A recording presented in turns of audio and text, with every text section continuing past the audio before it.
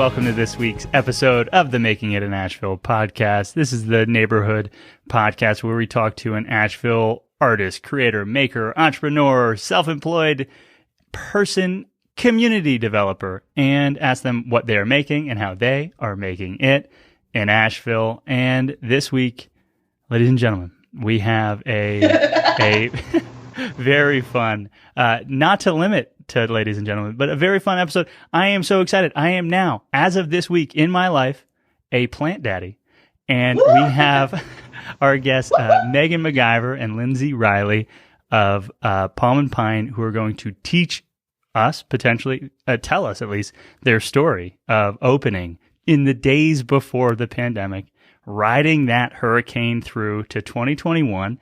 And maybe I'll ask some very specific questions about plants that I'm interested in growing, and we'll see how that goes. But before we do all that, please introduce yourselves to the Making It in Asheville audience. Lindsay first, arbitrarily. Hi! Hey! Hi! Your name? Or he already did. It's Lindsay. It's true. I'm Lindsay Riley. Or to my closest friends and family, Lindsay Riley Earth. Thank you very much. Very true.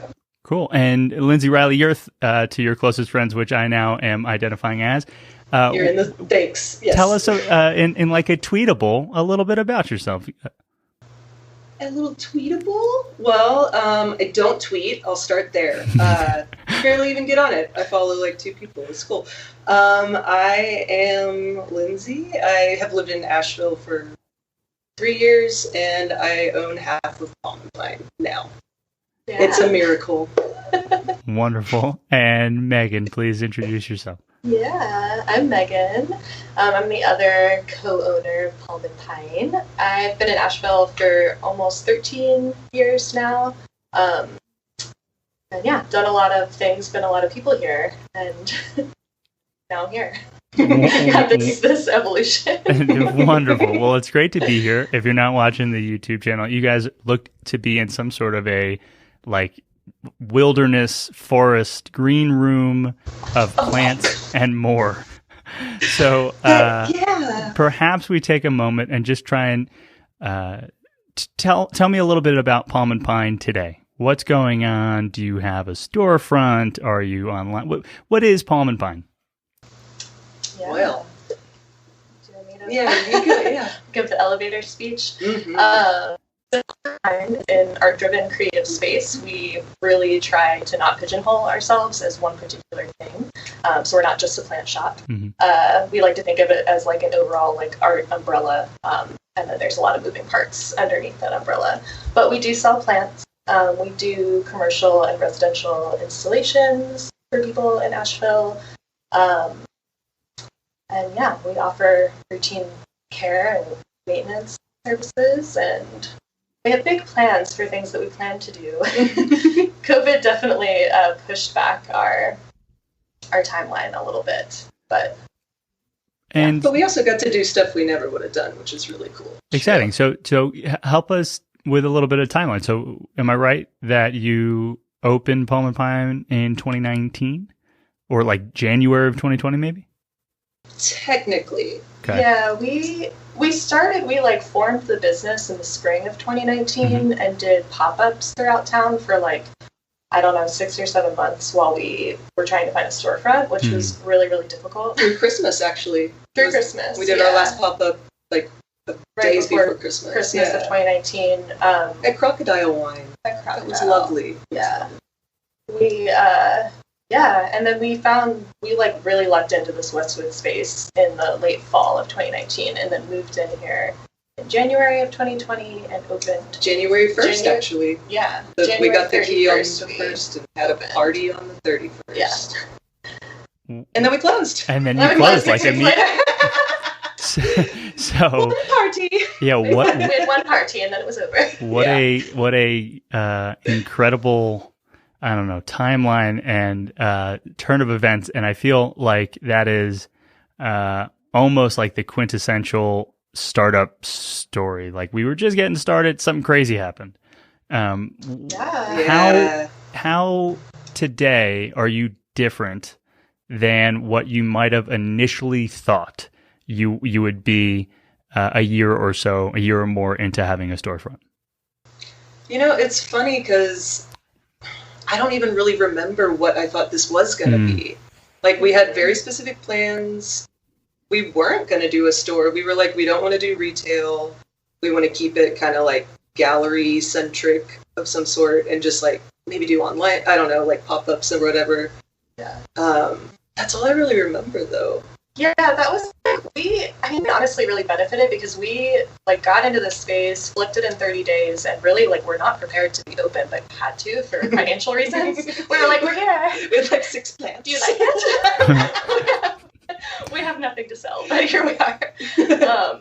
And then, COVID hit, and I think we didn't really have any systems in place yet or, like, anything really, like, hard-lined. Like, we didn't have any rigidity. We were just very, like, fluid and open at that time, trying to figure things out. We were still literally moving all the furniture around, like, every few days, Yeah, I think we weren't, like, set in this way. We were really open to whatever the space was going to evolve into.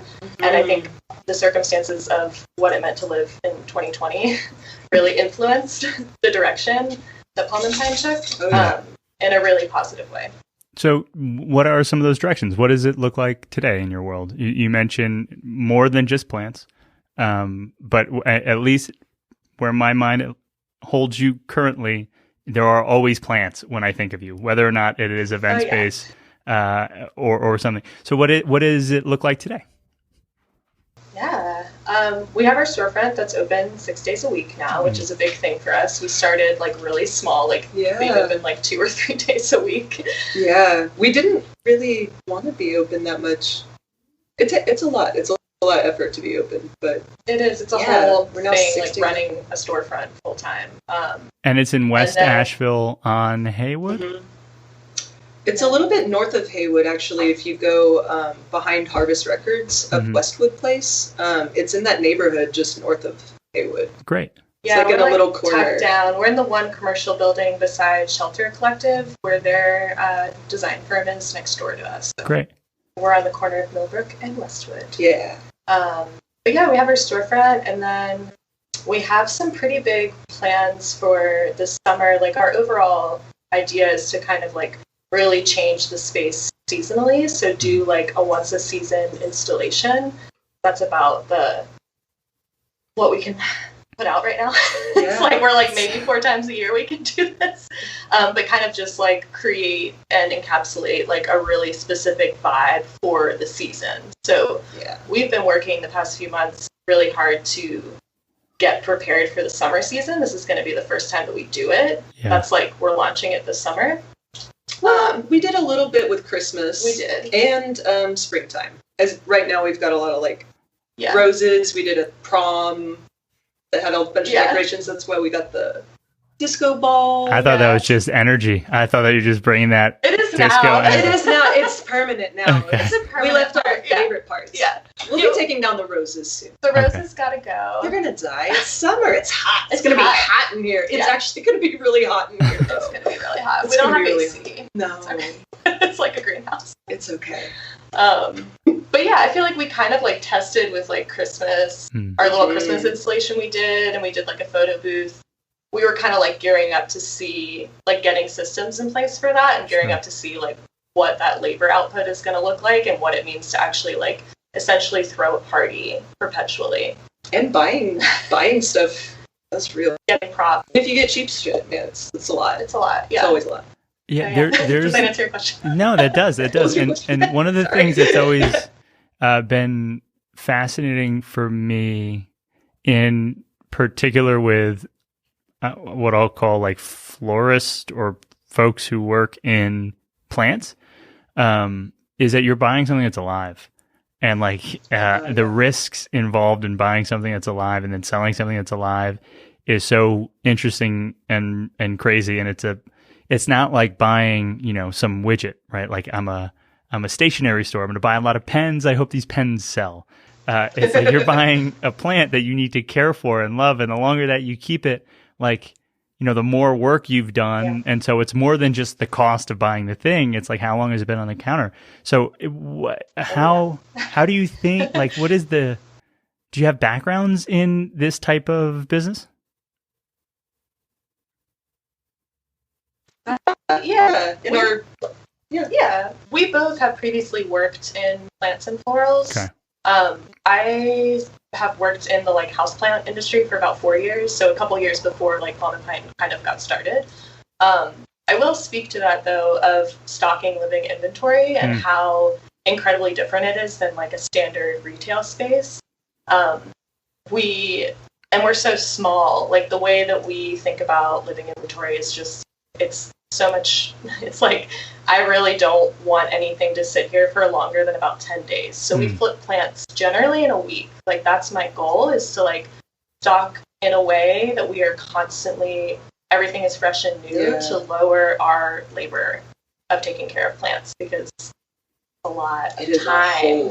Yes. So it's a really kind of a nuanced thing to do that and know what's going to sell, merchandise it in a way that makes sense. Plants are all different shapes and sizes, so creating a space with plants every week while you're getting new stock in and everythmerching different. It's sometimes just multiple times a week. Sometimes 2-3 times a week if we're really busy. Never know. It's just we're constantly remerching every day, which is ironically our favorite thing to do. We love That's it. actually how we became fun. Really good friends. Yeah. We both redesigning spaces. And the first time we hung out alone, at your house, we just moved everything, and we were like, oh my god, somebody else loves moving everything. We work really seamlessly. It's we get into this flow state when we're setting up the shop that I've never experienced with another person. No, it's really fun. It's a really special thing, and hard to find someone who complements your aesthetic and your eyes really in a way. And I feel we do that really well for each other. That's cool. I know. That's really hard, and it does sound really special. You mentioned how it's not just floral. So are you also building things or miter saws and is wood getting cut? When you think about spaces, how should I interpret more than plants? Yes and more on that. But yeah, we probably would, if we had a wood shop, we would build stuff. I also married a carpenter, so it's pretty easy to draw out a design and then he'll make it really fucking good. Yeah. That's awesome. Yeah. we benefit. The dream one day would be to employ him constantly and build really sick things. The dream would be to have a whole team. Yeah. Have a prop team, essentially. That's so far down the line. But when you think about and set storage, building sets and staging stuff, you have to delineate that labor. We right now do everything ourselves, and it's we're just underwater constantly. I feel I'm just swimming, and I'm oh, I think I breathed above water. Yeah, for a minute, and then I'm I'm just can't. It's hard. But so your 6 cool. days of open retail is it just the two of you splitting that? We have one employee now. We just recently were able to bring a really good friend of ours on for 1 day a week. Wow. And it's been it's great. She's an angel. She's an angel. Her name's Audrey. Audrey's great. Shout out to Audrey. I mean, that seems like a huge milestone. Even if it's just 1 day a week, even if it's just a single shift, that's one moment where you potentially don't have to doggy paddle as hard, and you can think about other things. We can catch our breath. Yeah. Yeah, and there's just we're both so visionary that we're constantly 8 months to a year and a half ahead of where we are right now. So we're already thinking about hey, all of 2022, I think we should do this, and so let's think about the steps we need to get there, and proposals that we need to write, or money that we need to find out of the air to buy these very, very, very specific things. So we can create this very specific vibe, little bubble. So I love that, and admittedly, that is not how my brain works. Is before Sarah, so my wife Sarah, before her, I couldn't think really a week in advance or even often days in advance. And like I just planted in our little yard, I planted these fruit trees that, you know, I'm like, they might not be a thing for years. Like, you know, I don't know. Oh, you need like 5 years. You know what I mean? Like, and so like, so I'm like, who am I now that I'm thinking 5 years in advance to, and I don't know what planting it's like. Roots, literally. True. Just reach down. And That's nice. and so to think seasonally, to think about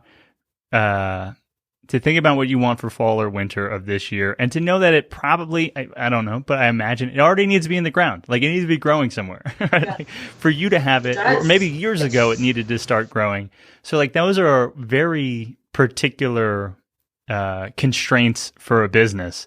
And I'm fascinated by it. Are you doing any like arrangements where you're like cutting flowers? Is that your space as well or no?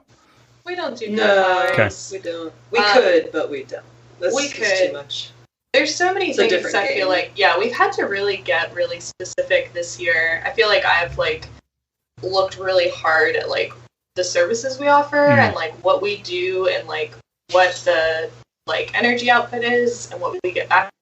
And I didn't think that we'd be doing that so quickly. Like we're just a year old and I feel like we're already like having to fine tune things and be like, actually we don't do that. We don't do that. Like we can't. Where you know you start off and you want to be like, sure, I'll do everything for you. Like just like me and like my business and we just want to get our footing and we can do anything you want. We can do anything. We really can. We can do it all. But having to be like, actually, we don't do that. That's been a big thing that I've had to get used to saying this year. Of like, no, we don't. And here I'll refer you to someone who does that specifically. And thankfully, we know a lot of great people in town who That's so true. do things that I would love to give referrals to. And absolutely. That's the place to be. I mean, that's a very powerful place to be as well. In so much as there's a special part of someone's brain that you sit in when you can tell them no, point them to the person who would do it, and then say, but this is exactly what I do. I think that that's even better than saying yes and sort of doing it. You know, like in terms of we are experts and we are the best at this thing, or this is specifically where we live, and we don't leave it. That's powerful. I love saying yes. I'm a yes type, but I'm with you on being able to say no. And I wasn't only, but I was asking because I think that industry, that particular job is like the craziest job. You talk about having like a short memory, right? Like you're making art that is 100% going to be dead in like 4 days. Like, you know what I mean? Like gone, not even. And so like how, you know, you can't really be a perfectionist, it seems, when you're killing a thing and handing it over to someone else. I mean, I'm sure that they are, but at the same time, it's like, it's such a fleeting thing. And there's very few arts that are like it in my appraisal. Interesting. Okay. So growing plants, not cutting plants. When thinking about, so has this always been like events, spaces, plants? There's always been part of your passions? Yes. Oh, yeah. I actually, plants are not on my list, but all the other things are, ironically. Lindsay, So that was Lindsay. Yeah. That was Lindsay. me. Well, tell them what your what are your background a little bit. Tell him, Lindsay. Well, mine is really in art and design stuff. Okay. So, and event planning, actually, too. Yeah. And then I met Meghan through a weird tunnel of all of those things, and then you were like, plants, and you were so good at plants. Yeah. She taught me everything I know, actually. I got into plants, like, indoor. I used to farm and stuff, and, like, when I was in my early 20s, and that was, like, really not for me. I have so much respect for people who do that work, because it is the hardest thing. The most, like, break your body work. It seems to be unrelenting. It does not seem, the work does not seem to stop. Yeah, you really gotta love it, I think, to do that for your, like, how long did you do it for? I just worked for a season. Wow.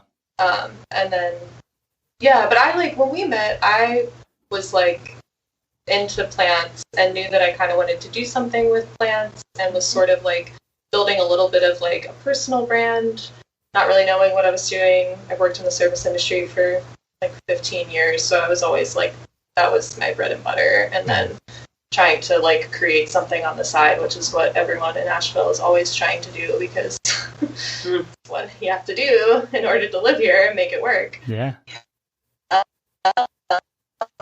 Yeah. So, but yeah, we both like definitely are on the same page as far as like wanting to create spaces, wanting to like host parties. Like that's a big thing for us. Like we want to like create a bubble for you to walk into and have like a really vibed experience. A really nice time. Really nice time. Yeah. That's the whole. Yeah. And so that's a great, I mean, we're talking about vibes and events, right? So I imagine that side of the business might have taken a immediate pause when you first got your, I'll call it brick and mortar.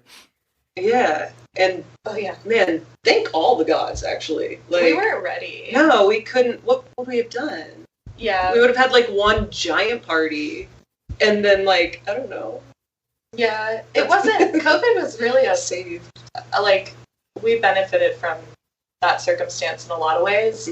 But we did, like, we initially we got in here and we were like, okay, well, these are like, we had a whole calendar planned out for like last summer of, we're going to do this and we're going to do this. And then we just had to hit the pause button on all of that. And we're both really glad that we were able to like build our brand a little bit more and have people know us a little bit more before we begin to like introduce the parties and like I feel like we're slowly like we're always slowly testing people. Like we started out really like safe in a way of like, hey, plants, yay. And now it's just like as it grows and as people like develop trust, honestly, for us, because that's the whole thing. And friendships. We've met so many wonderful people. So many good people. As we've like built a little community from this, now we're like, okay, we can kind of go a little harder and show you like a little bit more of what we can do and what we want to do, because we're definitely still like baseline. Like this is nowhere near what we both aspire to do. Yeah. You know? Sure. Gotta keep building. So to put words on it, am I right or directionally right when I say that COVID it kind of forced that you walked before you ran or crawled before you walked? It did. Like, is that about right?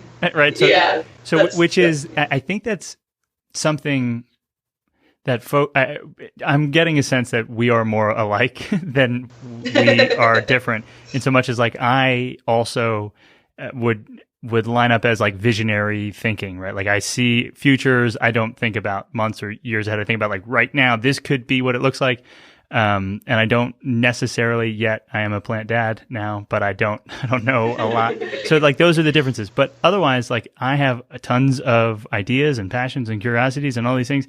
And often taking all of them on at the exact same time does not serve any of them.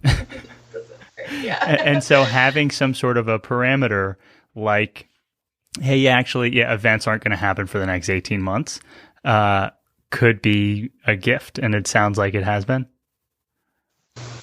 Totally. Yeah. And being forced to, honestly, not meet people in person, but like create a very specific type of relationship with them online, which Meghan has done seamlessly. She is so good at it. Everybody bow down to Meghan and her Instagram skills, because I ain't never seen anybody do it as good as her. Thank you. But we made so many friends that way. And it's so fun to meet people when they come in and they're like, oh my God, I've been following you guys. Like, I know you, you don't know me. And we're like, oh my God, but we do, because you've got the vibe. And it's just so nice. It is the cool thing. I think it also, like, COVID, I think it accelerated our growth. Like, it made us stop and pause, and then also accelerated our growth, like, simultaneously. Well, it also put spotlights on people who were changing and growing and doing things differently and, like, trying new models of things and trying to still, like, keep it fun and easy. And, like, we immediately started delivering plants to people's doorsteps, like, zero contact, like, leave it on the porch kind of thing. Yeah. And people really responded to that. I think, like, being at home the plant business in general had a boom. Had to have a good very helpful. Oh, the industry was crazy. People are plant daddies now that were not daddies before. People needed to deck out their home offices. I think also like everybody was just seeking like joy, life, and like some little tiny pocket of light and hope to hold on to, and like plants really offer that. So having like a plant delivered to your home in a really like traumatic and stressful time, people just like, I think that's kind of what folks needed in a lot of ways. Like we've gotten a lot of that feedback of just like, that really made my quarantine. Like I was just like looking forward to that one day a week I would get my like a little happy in the mail. You know? And watching it grow, like popping out a new leaf and a new stem, and you're like, time is moving, things are growing, not everything is gonna suck. I think there is something very like profound, and though it's funny and true, like I think there's something very profound in the idea that service is one of the ways out and through like sadness and hard times. And even if the service is to this little itty plant, like a little succulent that you just, you know, like you're going to take care of. And for a couple of minutes, like you're not thinking about other stuff. You're thinking about this little baby succulent. There is something really strong and powerful in there. And I am starting to, you know, be seduced by the good vibes of taking care of plants. So this is, I don't know if this is something I read once, was that every room needs a living thing. Do you think that is fair? 100%, yes. Oh yeah. At least one. It doesn't take much. And what should people think about? Like, so maybe design spaces, or thinking about spaces, or thinking about plants. Like what are, do you have any rules? Do you have any guidelines? What are thoughts that a novice like me, we might think of when we think of, all right, I'm going to buy a thing and try and keep it alive? Well, we here at Palmapine like to start with easy plants for people, especially beginners. And so like a pothos or a sansevieria or a ZZ plant, start there based on your lighting or like how often you think you can physically capably handle watering a plant. Like once a month, 3 times a week, like what once kind a of month's an person option? are you? Is that like a cactus? What is a once a month cactus? A cactus is one of them. Snake plants you can water once a month. There's a lot of like, I think it's interesting because I've worked in like the houseplant field for a while, that like I, you know, watched trends, and where I've had to like explain to people that we're not a rare plant shop. I'm not a rare plant collector. Like I don't care about plants in that way, where I want to like have my little station and my heat lamp. Like we're more here to allow people like a little bit like of grace within like taking care of plants. Like you can keep a plant alive. Just get something easy and put it in the corner of your house. Like anybody can do it. It doesn't have to be this like unattainable, really like nuanced thing, which is kind of what like the internet world will tell you about plants. They're all like, you know, there's a lot of like weird shaming within plant like houseplant culture, I will say. Yeah, I didn't expect that. It's really, I don't know. Weird. But we get that, you know, people will be like, oh, you guys, you don't carry like these rare plants or whatever. And I'm really quick to just be like, that's just not our vibe. Like we want everybody to have plants. We want, if you want to only keep those plants and you want to have 17 of them because that's what you can keep alive and that's what makes you happy and that's what infuses your space with life and joy, then like do that. Like don't think that you need to get some sort of rare, hard to care for ficus that's ultimately going to die. And then you're going to be like, I can't do this. You know? So I just Googled a pothos plant for those of us who it didn't mean anything. And I'm getting like a hanging vine that grows down type of an energy. And those are, you see them a lot. Yeah, you've probably seen it at the grocery store. Oh, for sure. At your grandma's house, for sure. Pothos. Okay. Cool. It's a beautiful, it's a handsome little, and then, you know, the little vines will shoot out, and can they grow forever? Do you meant to trim them? Oh my God. So I mean, easy. you can print it if you want. You can do it. Yeah, You can do whatever you want. You can hang them all over the walls. You can train them vertically. Like, Oh, word. Yeah. they're called, put them on a pole. Yeah, they're called devil's ivy. Like, where they grow natively, they're like a really super invasive plant. If that gives you any idea of like what their growth pattern is. So they like. can Like, just they'll just grow. They can inhabit like any space. Like, they're super drought tolerant. Like, they just Very don't tropical. care. They'll just like. They're all over Miami. Yeah. Oh my god! And their leaves get huge. They're yeah, crazy. they get really big. Just like in the fucking weed in the yard. People hate them down there. Like, same with Sansevieria. Yeah, that people are always trying to get that shit out of their yards. It's us with like, you know, kudzu or like, you know, any like invasive plant is problematic. But in your house, you can keep it in a container, but it will still grow like super prolifically. So And very fast. Is Sansevieria snake plant? Am I right on that? Or are they just similar? Google it. I'm Googling. It's the same. Sansevieria is like the scientific name. Yeah. Okay. Snake plant is just what they're Common name. called commonly. Yeah. Cool. Yeah. So those do seem like two very common plants, and I do hear. I think I have. Nope, that's not a snake plant. But I've had a snake plant. I think I've killed it. But it does seem like those would be pretty resilient plants, and it does seem like a great place to start. This is a kind of implied, but are all of the plants that you're thinking about indoor plants, house plants? Yes. Yes, we only carry indoor stuff. I mean, you could put any of these plants out on your patio in our zone, like for probably 4 to 5 months out of the year.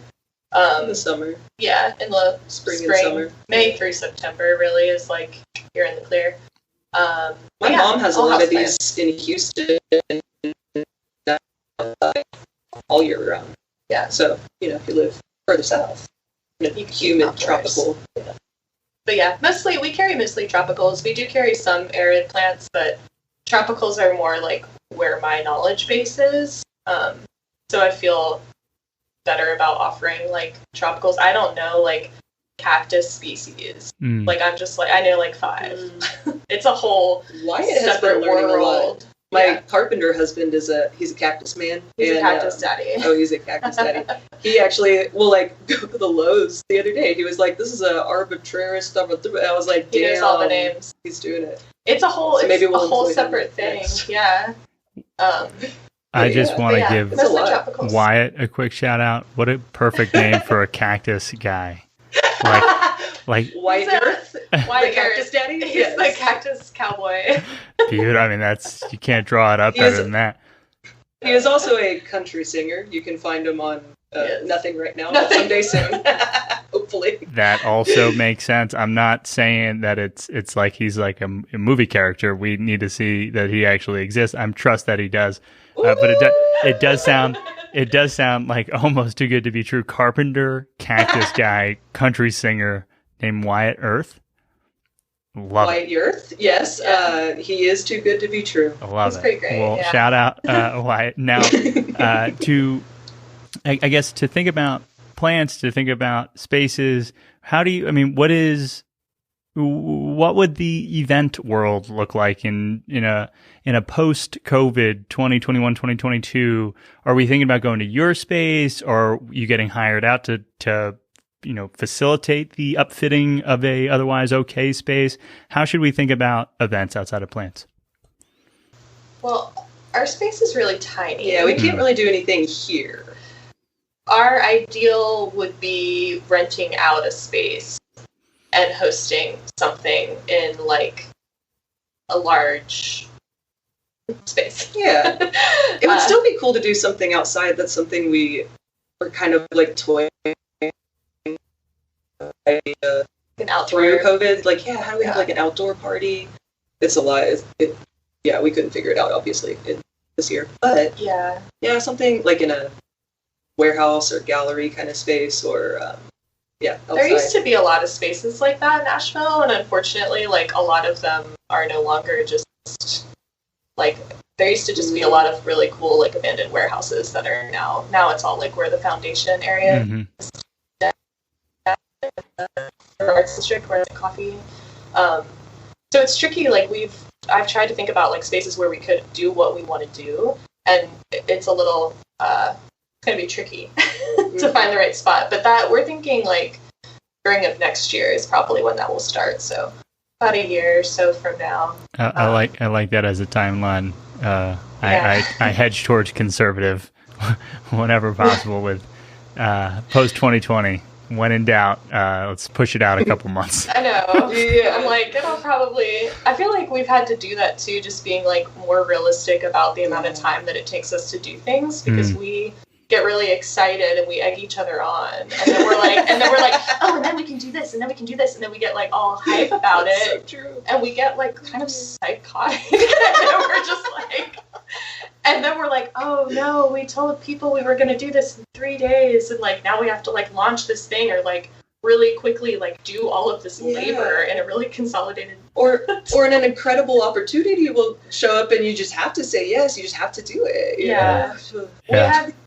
have something coming up that we can't like talk about quite yet. We'll be able to talk about it in a couple weeks, but that we were offered like at the beginning of April that we need to have like completed May 1st. That's in a place not close to Asheville.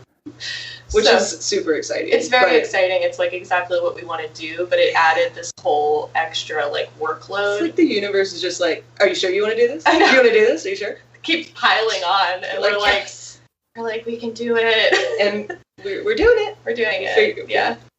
I love figure it out, but what have been, if you can, what have been some of those figure out type maybe bullet points or standout moments in the last year, or a little over a year of running Palm and Pine? Is it like online payments, going from a website to an e-commerce?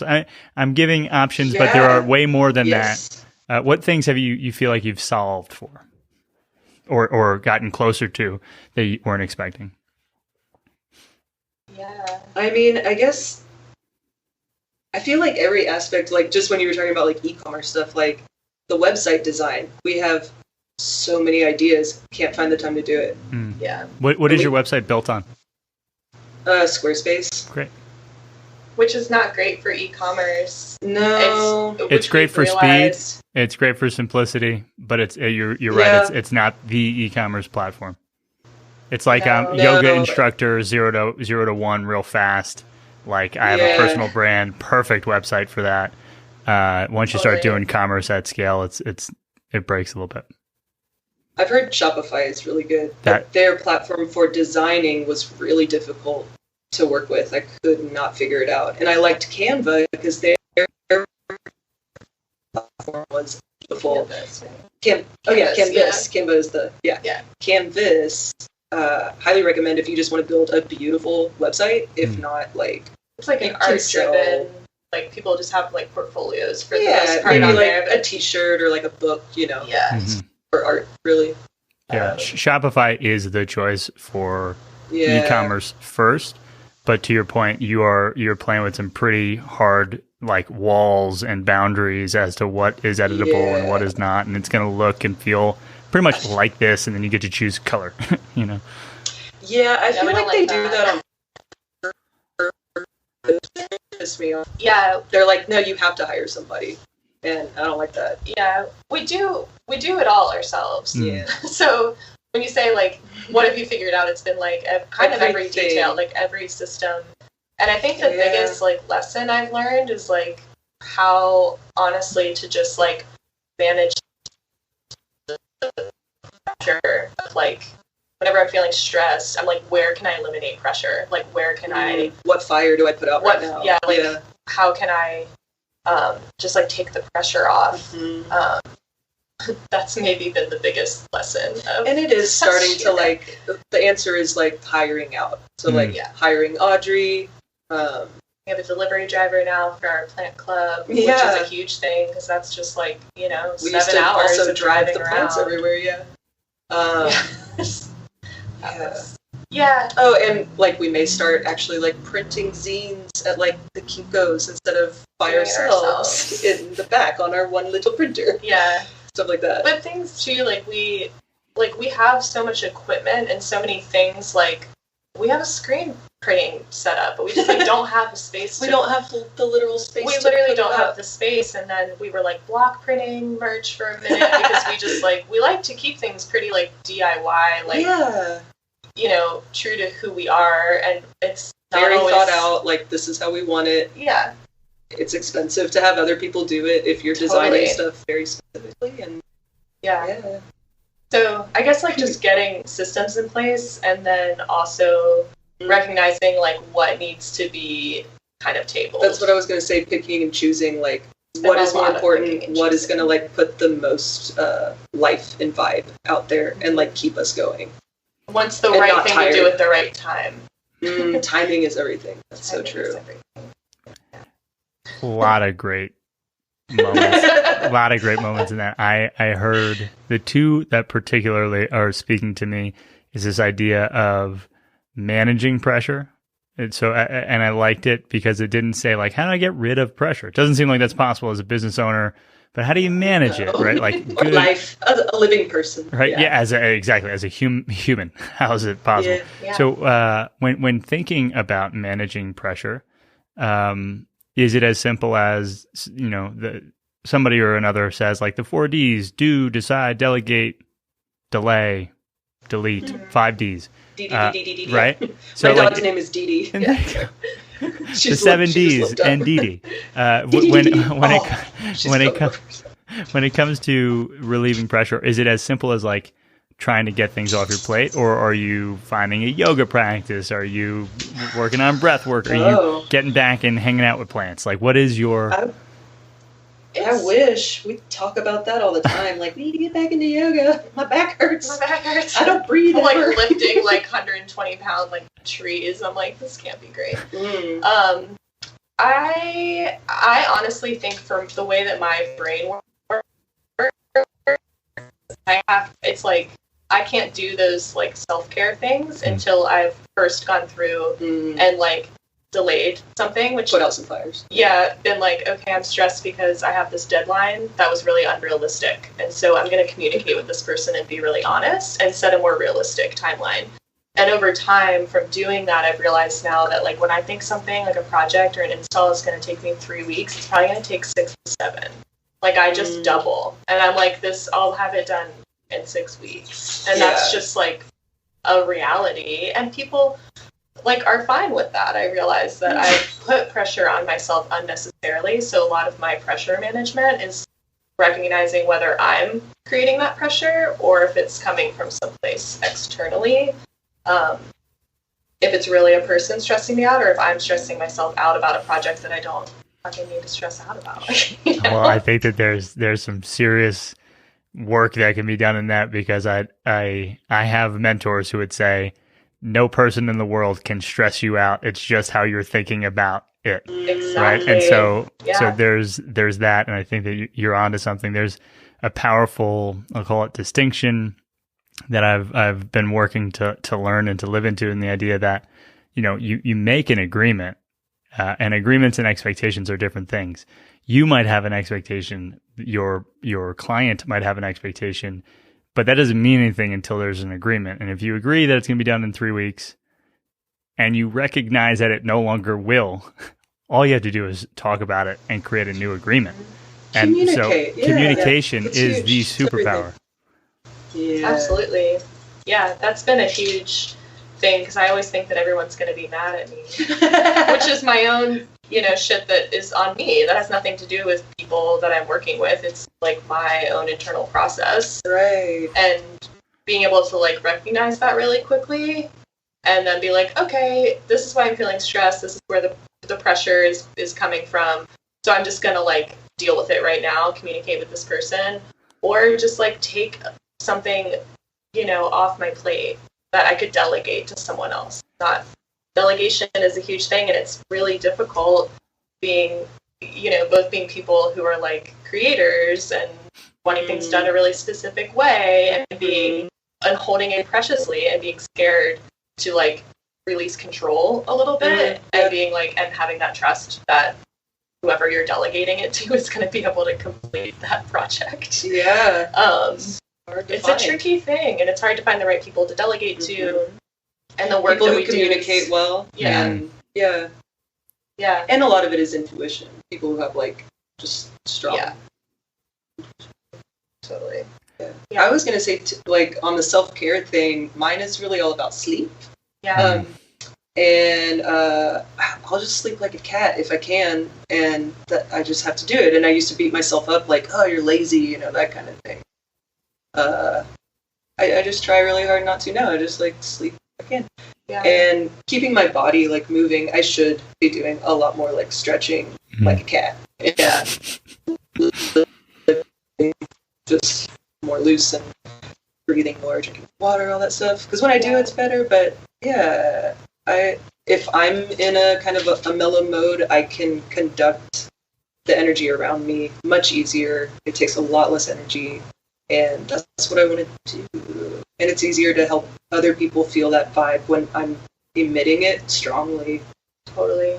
That's a big thing. Yeah. Oh, yeah. I was just going to say, I was a massage therapist. I forgot to also mention that for like 15 years. Wow. And I worked in a lot of high-end spas, and I find myself sometimes like running the shop, but I'm like doing my spa things, like talking to people a very specific like spa way, like tricking them into relaxing kind of thing. But if I'm stressed out, I can't do it. Yeah.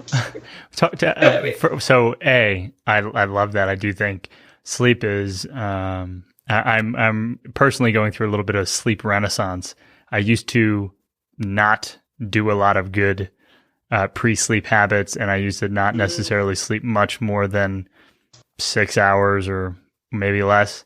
And I'm starting to believe that 8 and sometimes more is the actual target that I need, and I never thought that was true. I like 9. Yeah, 9 is a good one. Nine's a great one. Yeah, and I would have said overfill your cup. Yeah, exactly. No, waterfall. Yeah, yeah. A little extra in there. Yeah, and I love that. I have another mentor has a saying that right if you are giving of yourself, and you're definitely the two of you are, if you're giving of yourself, you don't want to give from your cup. You want to give from the saucer, right? Like you want to overflow your cup and serve people from your saucer, which I think is a really strong metaphor, and like I can visually see it, and I'm like, okay, yeah, overflow your cup. You need to spend time on you so that you can give more. So I love all of that. I'm fascinated and very curious as to spa language that calms people. Are there specifics? Well, I mean, the language itself, like the English language of it, is like very polite and like, you know, professional, but you're also about to touch their naked body. So it's very friendly, of course. Very inviting, kind of, but not, you can't be too sexy. Yeah. Yeah. I can be sexier here, which I like. You know, I don't have to wear scrubs. Tone it down. But it's more of a vibe language. It's very warm, very comforting, inviting, and healing. You create the energy in the room, and people will meet it and match it and kind of read it. Yeah. And so will the plants. And actually, they do most of the work. Let's be honest. It's a huge thing. I think, like, speaking to like what Lindsay was saying about needing to take care of herself so that she can show up here, like we really can't show up to this space half-assed. It's such a vibe that is there's so much energy that we put into it every day, and people pick up on that. And I can, like, if I feel like if I'm slightly off, or I feel like the vibe is slightly off, I feel like we're doing people a disservice. And it really is it's a really like specific capsule. I feel sorry. Yeah, I'm like, oh my god, I'm stressed about this project or this deadline, and so I'm not giving people what they came here to experience, because people come here to like really like have a moment. Yeah. And I would disco like balls to and palm more, trees. And on that same note, I would like to create more, like if we ever have a bigger space or an opportunity to do other types of things, not just like parties, but making little like bubbles, interactive in the spaces, like we really in a big shop would be like cool. Experiential. Like have a spa moment. Sit here. Totally. Your plants, they're gonna listen. Yeah, doing like experiential installations is a big part of like our future aspirations of like creating interactive, you know, experiences with our primary medium being plants. Yeah. And really specific materials that we like to work with. I used to design rooms and stuff. Like, I guess I did a few professionally, actually, but it's hard for me to think of myself as like, I was never a professional interior designer, but I would love to be. I didn't want to go to school for that. I just went to regular old art school anyway. But that was one of the things that I realized, like doing rooms and stuff. Like, I grew up in a household, my mom is a plant person, a lot in common, and I always felt like there was something missing, and I would try plants. I don't know, it was hard. I didn't understand like how you take care of. They're all different. I don't know.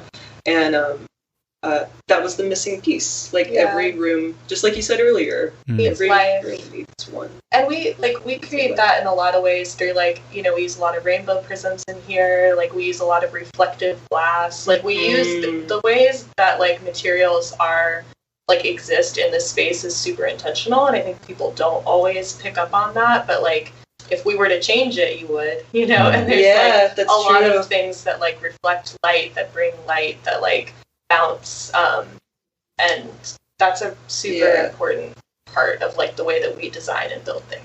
In feng shui, they're the 5 major elements that, I mean, they have it mapped out like specific which spot each thing should go. But if you just want to do it really basic and simple, every single room should have all 5 of the elements, which is water, air, earth, metal, and wood. So does air look like a window? Those things like balanced. Air could be like a fan or something moving, a wind chime, something like a sheer curtain, something that has that feeling of air. Got it. So there's some sort of movement that is happening. Got it. Or like you could paint the walls white. That would be in air. Yeah. Yeah. Well, that's not how my brain works, and I love it. I think like it doesn't have to. It's you figured it all out. Ancient times. Yeah. So you can just that's the piece of the puzzle. You figured it out. They already did. YouTube. Yeah. Google. Cool. YouTube. Yeah. Definitely. Yeah. It is so simple. It can be so simplified, And it is like, it's all energetic. And it's intention. It's intention and it's energetics, and like plants are so energetic. Like they like, they have intelligence. They have movement. Like there's life there. And, I think people can feel that in this space because we are really careful to select like super healthy plants. Like I hand select every plant that we carry because I'm like that bitch, I'm like, I have to put my hands on every single plant. She'll barely let me pick out the plants. I'm that's a control thing that She's really good at it though. Like why I'm really specific and like I feel like my eyes are really over, years of working with plants, my eyes are really in tune with like I can spot stuff in plants, like if something is not rooted properly, or I can tell that like there's some sort of like chlorosis going on, or there's like a potential bug issue. But that's the big thing. People always come in here and they're like, wow, these plants are so vibrant. And it is something that we put a lot of time and care into. So I don't think it's possible for a listener to hear you answer this next question and steal your profession. But like, you said chlorosis and bugs. What are some of the tells that you're looking for? Right, I imagine a supermarket plant is probably not the healthiest plant, but like, what if I'm looking at a plant? What might I want to check for? Well, you always want to check for bugs. That's a huge thing, and a lot of that requires like looking on the underside of leaves, because typically like a lot of infestations will occur along like the spines of the underside of a piece of foliage. As far as like something being chlorotic, typically it's going to have discolored leaves, so things might be like a little bit yellow. The way that a plant yellows is indicative of like the soil health, essentially. So like the way the pH is balanced in the soil. You're looking at your plant. It looks good from here. It looks really good. And I always like, if a plant is doing something, like the most frequent question we get is like, I haven't changed anything. My plant was super healthy, and now something's like, it doesn't look as healthy, and I'm watering it the same, and it's getting the same amount of light. And you always like want to typically check for like bugs. It probably needs like fresh soil or food. Like it probably needs a little food boost. or it needs a bigger home. Like those are like the three things. And yeah, we actually have a little houseplant care zine that's like a really so simplified, like common indicators of, you know, oh, my leaves are like the outside of them are turning brown. What does that mean? And like some quick key points of like, it could mean one of these three things. Interesting. Do you think any going on to diagnose? Are there any like gizmos and gadgets that are actually kind of cool? Like I constantly keep seeing these like ball tube stick glass, you know what I mean? Meters. Like, are any of those actually, you know, legit? Oh yeah, I mean, there's a lot of stuff on the market, like moisture meters. There's a lot of like self-watering kind of situations. You know, like you can use sub-irrigation in houseplants, so you don't overwater them, or if you're going to leave them for a period of time or whatever. There's a lot of like apps now available that you can like take a picture of your plant and it will diagnose it for you. Have you found a good one? No, I've used a couple. I've had like people contact me from a few of them and have like checked them out, but I find that they're usually like either overly simplified or like I just don't like the way that they're set up or formatted. Like it doesn't work for my brain. And I just kind of don't, those things like I just don't really utilize them. It's not to say that they're not like super helpful and they could work for somebody. Like everybody's relationship to their plants is different and to their life and whatever. Like everybody's different. So I think that those tools can be really helpful. I don't utilize them. We do utilize some artificial lights in Palm and Pine. That's something that like I've been really impressed with those. Yeah, plant lights. That's like one thing that I recommend to people. If you have a space that's not super bright, like you can utilize artificial light and it will help your plant grow. And that's a really easy way. Is that just UV? Like what is a plant light? Yeah, there's something. It's something. Oh wait, sorry, you're breaking up a little bit. Yeah, same. Oh, no. So, all good. I just imagine that it's you know it's technology from another dimension and plants. It's the lights. They're like, stop talking about it. You never know. You don't. There are so many types of plant lights, and like it is a UV spectrum, and there are a lot of people who know a lot about like whether you should use blue lights or red lights or like what combination of those you should use based on your specific plants. That's not my wheelhouse. It's just not. Cool. I utilize plant lights. I find them helpful, but I don't like know the intricacies of like the different that all works the different for me. bulbs. Yeah, that works for me. There are many. Cool. Heard. Oh, the fifth season. Yeah, Fifth Season is a great place in Asheville. It's a gardening center over beside the Whole Foods on Tunnel Road. Oh. I always recommend people go there. They have like such a wide array of like amendments, soil, plant lights, all that kind of stuff. They know a lot. I feel like I might have been there once. Is it like on the far left-hand side of a park? Cool. And they have that was a beer on tap. Yeah, beer. Yeah. So I kind of thought it might have had a different name because it was like it had brewery stuff in the back. Yeah, they do. Yeah, they have all of that stuff. Cool. Yeah, but they know a lot. Soul Tech is a company that I think makes really high quality plant lights, and I trust them. So great name, Soul Tech. Soul Tech Solutions. Dorky, but very deliberate. Parasol, the sunglasses brand. For sun is what that means in Italian. So, really, just genius. Yeah, like very literal, also fantastic. You know, it's cool in English. Italians are probably like, let me get those 4 suns. Those 4 suns. Too literal. So I love that, and thank you. We'll do our best to link to all of those in the show notes of this page. A transition quickly now to the last little bits of this conversation, thinking about the community of Asheville. So we have a word association, Asheville and community. what comes up for the two of you when you think about community and Asheville?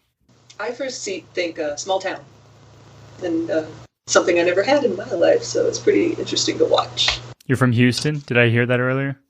I grew up in Houston, and then I lived in Austin for about 8 years. Wild. Yeah. So, yeah. So I Texan cities. I hear you on small town. I think that it's crazy that Asheville is in the same sentences as like proper cities. Like this seems just like a really big town to me. It is a really big town. Yeah. I've lived here for 13 years, and like it's crazy to me how like everybody honestly is like one person removed. Like it really, you stick around here and like I feel like I somehow know what everyone is doing, and I'm just like, how do I know? Like, why is this like even through COVID? I know, it's wild. I'm just like, oh yeah, that person, like Lindsay will mention somebody. I'm like, oh yeah, like 6 years ago we worked at this restaurant together, and then like they live next door to that person, and this and whatever. Like that's just how Asheville is. Yeah. And I'm really grateful for that network. Like I know that there's no way I could have moved to a new city and opened this business and had the like response that we've had to it if I hadn't lived here for as long as I've lived here. Absolutely. And I think like we have really created a little community around Palm and Pine, which has been really cool to witness. And it's been from being like pretty vocal and pretty like upfront about who we are as people, what we believe in, like socially and culturally and politically, and kind of not holding back on those things, which it's just me like not knowing how else to exist. Like I'm not gonna hide. You know, we offer online presence like very transparently, and I don't know how else to do it. That's just like who we are, you know. And being a person who's lived here for a long time and recognizing like a lot of really complex, deep-seated issues that exist in this small city that like you know, problematic things that we all experience at some point. Being like an active tenant of space now and owning a business in this town and having like a different voice within the community has been kind of cool. I feel like I've like stepped into this different like aspect of community that I didn't really have before, like having Palm and Pine. Yeah, there's no way it would have existed if you had not lived here also for 13 years. Yeah, and it's cool because I feel like now we can actually like we can do things like things that I've always wanted to do for this community, in this community. We have a little bit of a platform to do that now, whereas before as like just a person, you know, bartending and waiting tables, you can just try to show up as best you can, but it's just that never-ending loop that it's hard to like do outreach or help people or like have any extra capital to offer anything when you're just stuck in this perpetual, you know, cycle of struggle, really, which is what the majority of the residents of Asheville are stuck in. And the living expenses here are out of control, and they're getting worse and worse. Yeah, I do hope. Yeah, I'm hopeful. Like I see, like more and more that I see young people. Like we're both in our 30s, and we have plenty of peers who are like starting projects or starting businesses, and I'm hopeful that like the more that people, you know, who have similar values to us begin to occupy space in this town, that's really what it's going to take. Like we need to be the people who are occupying space and who are, you know, showing up in that way for this community. Huge shout out real quick to Different World and Named Juniors about to open up. Like I'm so excited. Yeah, there's people like finally, you know, having space and a voice in this town. And so I'm hopeful that like the stand for a lot of the ways that like businesses operate in this town will, you know, only grow. And we can't survive without a community. Circling back.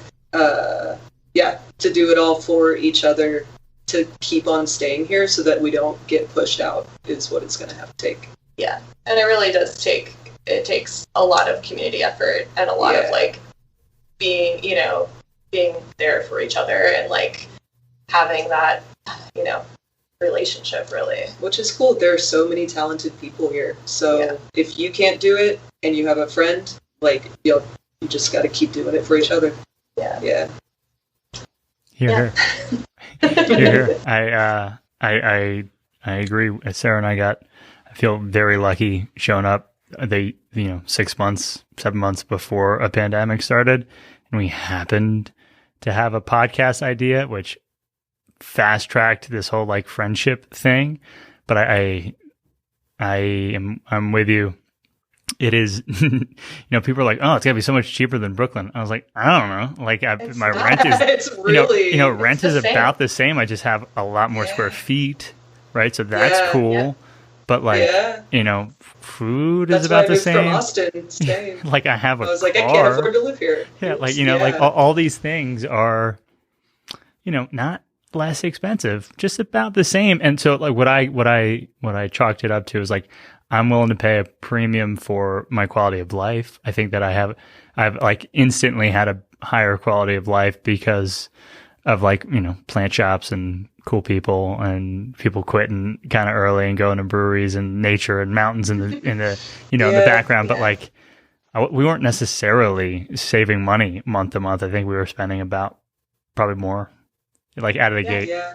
And so that's hard, and I, as a, I have some friends in town who affectionately call me a carpetbagger, and I'm like aware of that, reality that I came down from the north and I'm trying to, move into the city, and how you mentioned being here for 13 years enabled you to really kind of step into Palm and Pine and make it a reality. And I'm like, this is a particular platform and making it in Asheville, as someone who I still feel incredibly new. Like we had 6 months and then a year of a pandemic, and we're beyond a year of a pandemic. And so like, I got to see some faces for a handful of months, and we did it faster than most people do. But like, I still feel very new. I feel like I'm that must be really strange. It is. It's pretty weird. And so, here's hoping for a future where we get to do in-person things again. And everyone feel comfortable doing it. I think we can do it now if you wanted to, but that's not necessarily the point. Right. But I'm hearing you on the excitement. I think that for as hard as it can be right now, there is also a reason to be hopeful, right? Totally. You look around, and there are people who really, really care, who put in a lot of time in, and they're 1 degree from you. They're right there. You can support. You can be a part of it. That's true. That's very true. Totally. And I think that, I think those changes are happening within Asheville on a really, small undercurrent. Like I can sense change. And I think there's a lot of new people coming in too. A lot of Brooklyn. There's a lot of new people. A lot of y'all. We get people. Y'all are gonna run into each other. You're gonna be like, I remember your face on the subway. Yeah, every day we get who have just moved here, and the majority of our clientele, I'd say, probably probably 90% of our customers are local people, which is like the goal. We created the space for Asheville. Like we are in a neighborhood. We're not right on Haywood Road. We're not right downtown, so that just anybody can walk in. Like, if you want to come here, you can find us. And like, we created it, for our peers, really, and like, wanted to have a space in Asheville that like really spoke to, the type of spaces that we want to see more of here. Yeah. Safe, queer, joyful. Yeah. Yes. There's not a lot of it here, even though you'd think, we have people coming here all the time, and they're like, gosh, are there other spaces in town I should come to or go to that are like this? And we're kind of like, no. Like there's some, there's a handful of places and friends that we have who own businesses, but like the majority of this town is, honestly owned by like a small restaurant groups, and that's the problem. Just, something that I hope will ultimately change over time. Geared towards tourism. Yeah. And really, like, it's at a detriment of the city. You can feel that too. Yeah, it's at a detriment to people who live here and who have to try to make a living here. So, yeah, I'm hopeful that people who do move here and who are new here and who are like sinking into this community, are aware of it, like you're saying, and like recognize their place in it and are on the right side of the teams, you know. Are you ready to fight? I don't know. Yeah. Them. The bad ones. Yeah. I love it. But you really you got to show up here, you know. I always tell people they move here and they're like, Asheville's so hard, like seems like I can't sink in. And I tell people all the time, I'm like, look, Asheville's this town, it either like draws you in or it will spit you right the fuck back out. Like that's just how this place operates. And like, when I moved here, like 60 people told me that exact thing, and it's true. It's real. It's real. Yeah, there is like, seems to be a meaningful churn rate, and it's like perhaps a less, you know, New York City. The one thing that I say is like it doesn't care about you, right? Like New York doesn't care about anybody. There's no celebrity. It doesn't care about any celebrity. Like a handful, maybe. Right.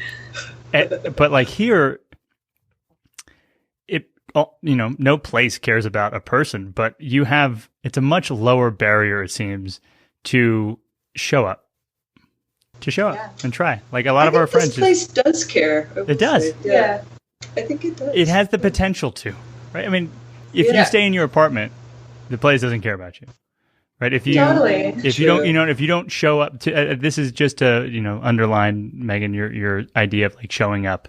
Right. I think that you're right. When you do show up, I think that people have been exceptionally, I don't know, welcoming is the word, you know, inclusive for me. And that's my experience so far. And that is in the, you know, 6 months before pandemic. People were great. People are great. Yeah. You got to integrate. I always tell people, I'm like, you have to just go out. Like, you got to talk to the person who's pouring your beer. You have to talk to the person who's making you coffee. You have to, like, just, you know, integrate into those third spaces, you know, outside of, like, work and home. And, like, find people, you know? That's really what you have to do. Like, you can't just, sit at home and expect, like, Asheville to come to you. That's not how it works at all. You have to work a little bit for it. And, sure. You know, you really have to want to live here to make it work. I think the majority of people who live here, you know, hustle and like work so hard to be able to live here. And you really, like, that's just the reality for a lot of people. It was the reality for myself for a very long time. Yeah. Gotta work hard. You gotta work for some low ass wages too. It is offensive. Yeah.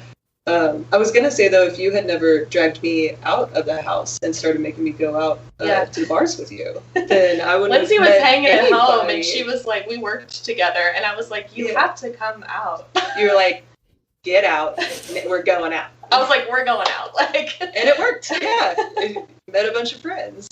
Really, really lovely people in this town. That is the truth of it. Is like, if you do go out, like, it doesn't have to be a bar, obviously, but like, if you get out into some community, like, everybody who is a resident here is pretty lovely and really interesting. There's a lot of good people here. A lot of good senses of humor. Yeah, I like that. That is vital. That is very important. And I concur. That's been my experience. Every time done the awkward thing and said hello, it rarely has turned out. I can't think of any moment where it's turned out poorly.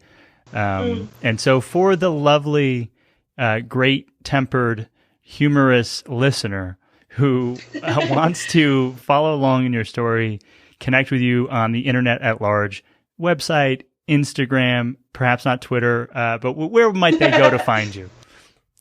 Yeah, well, our website is palmandpineabl.com. And then you can find us on Instagram. It's at palmandpineabl. ABL is short for Asheville, if you don't know. Yeah. If you made it to this part of the episode and didn't know that, dear goodness gracious, you get a gold star for participation. But, how'd you get here? Yeah. Where'd you come from? Who are you? We do have a Facebook, but we don't really utilize it. Really, the best way to like interact with us is to go to our website. You can find our emails there. Mm-hmm. There's a contact form if you want online. to get in touch. Well, we do deliver nationwide. We send plants to people. Yeah, we send crystals, koozies, candles, neem oil, all sorts of little shit. Crystals, candles, koozies, is Crystal's Koozies Candles is new, I like like a that new that's the bumper first sticker. thing you thought I of. need that in my life. I was just going up the list. Yeah. Koozies and candles, baby. That's all we got here. Candles. Anything Yeah. to make your space alive. I love it. Do-do-do. Do you That's our see? tagline. Do you see what just happened there? That was lovely. Thank you both so much for your Thanks. time today. Thank you. Thank you, Tony. It's been Yeah, wonderful. we appreciate you. Thanks.